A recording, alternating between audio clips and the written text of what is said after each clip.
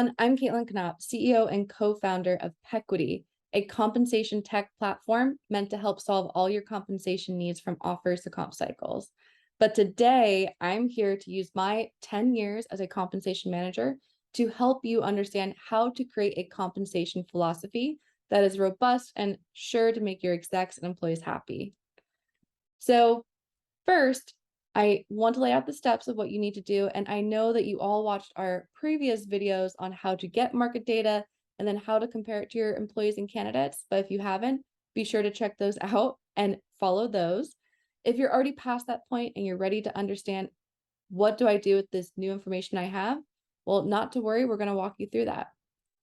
First, I highly recommend that you talk to your business. That means discussing with managers. What trouble are they having in discussing compensation with employees? Go to your recruiters, ask them, what do you get stumped on from your candidates? And then also ask your employees, what are you asking your HR business partners about, or pull tickets to see what the queries are coming in on.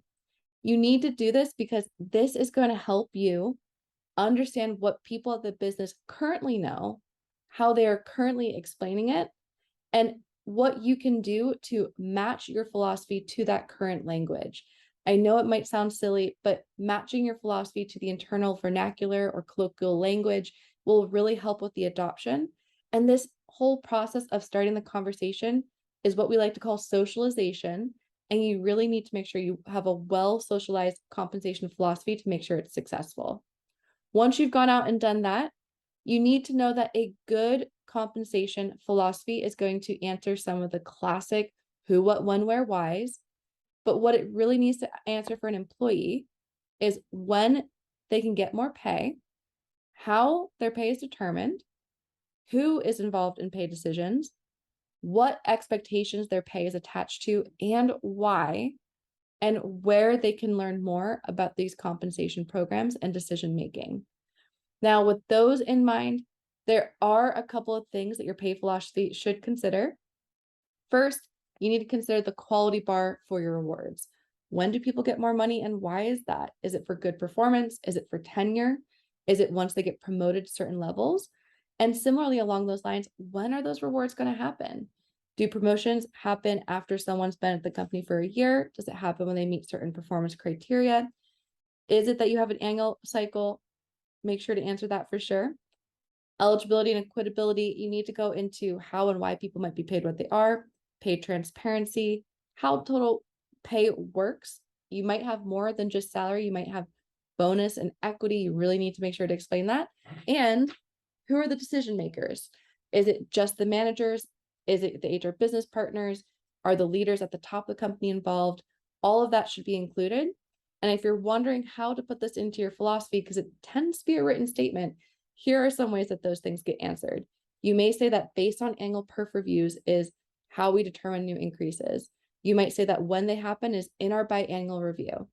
You may say that the eligibility is just all full-time employees. And you may say that candidates and employees may, when it comes to pay transparency, letting them know that both sides have an equal say. You might lean into a breakout of salary, bonus, and equity. And I often see that increases are algorithmic. That can tell you that, hey, management is not involved, it's all the HR team. But these are the little context clues people need to see in their philosophies. And if you don't have a good template, reach out. We actually have a set template for this to help guide people in these conversations. Now, those are all the basics, but you really do need to make sure that your pay philosophy is thorough.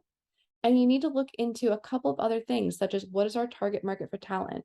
You should have already assessed that as part of your market data research. And employees care. They want to know, how do I know if this is competitive? What other data are they using? You also need to discuss, do you plan to give increases based on ratings or on discretion? Will managers have an extra pool, or is it only going to be based on a rating system and who's involved in that rating system to begin with? You also need to go over eligibility, not just in general, but for when things can happen, such as promotion or merit increases. You got to go over when you give more equity, is it refresh or promotions or never?